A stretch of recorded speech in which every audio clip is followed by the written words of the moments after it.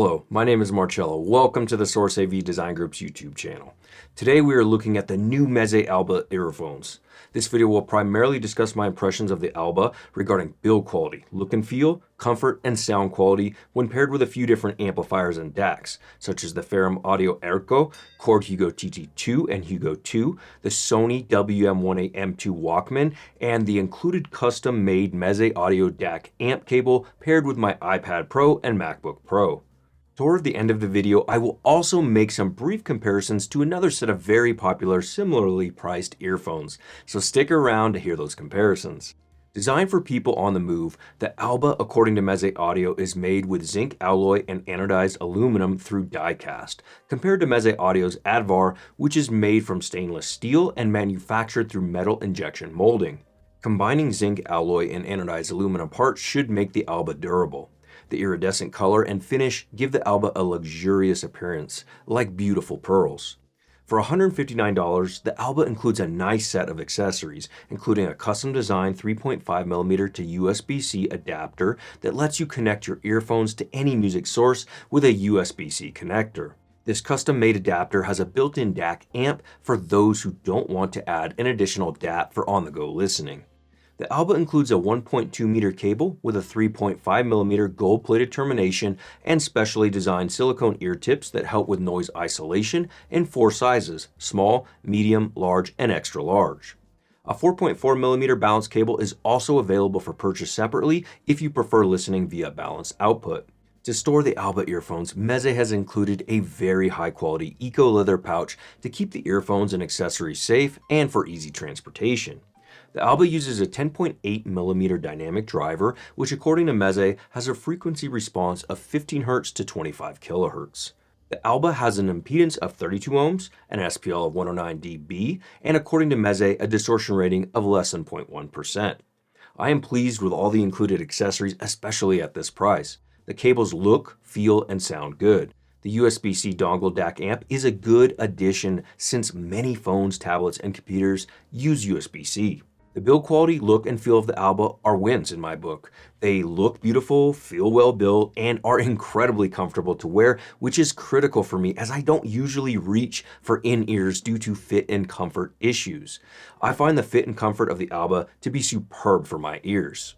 The isolation is pretty good if you choose the proper ear tips to get a good seal. If I were flying to deal with engine noise, I would still choose headphones or earphones with active noise cancellation.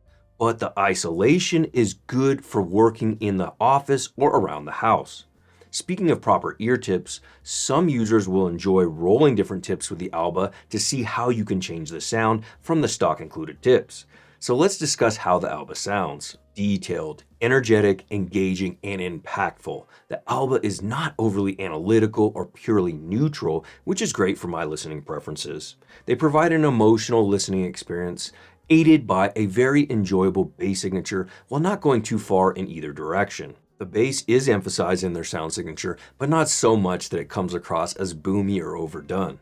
They are not bass head earphones, but they are tastefully lifted above what I consider true neutral for the bass regions. The sub-bass is impressive when listening to the Last Samurai Spectres in the Fog or other music that emphasizes the sub-bass and bass regions.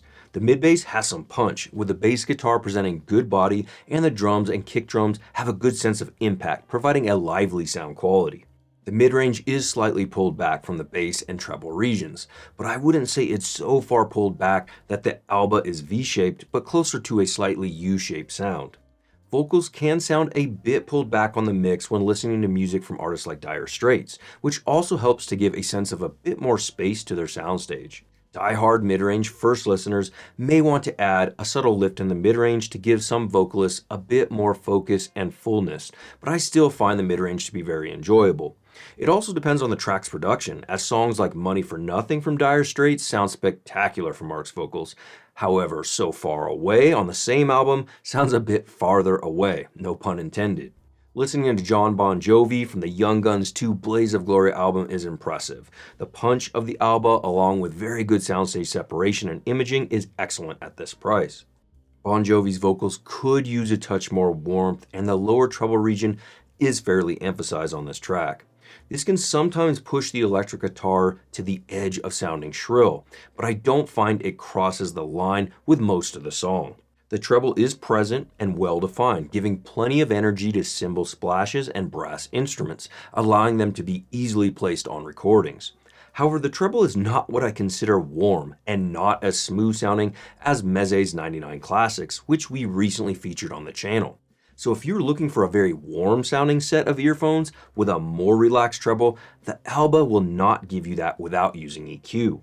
However, when you remove vocals and listen to jazz and electric jazz from artists like Snarky Puppy, that extra energy shines through the brass and cymbals, and also the wind instruments. Those who like a more energetic and present treble region may be right at home with the Alba's tuning. For my preferences, it walks right up to the line when listening to more analytical gear from Chord Electronics and the included Meze DAC amp cable, and less so with less analytical, warm-sounding electronics like the Sony WM1AM2 Walkman. Of course, this also depends on how a song is produced. For some songs, it can cross the line for a bit more treble than I prefer, and for other tracks, it's just right.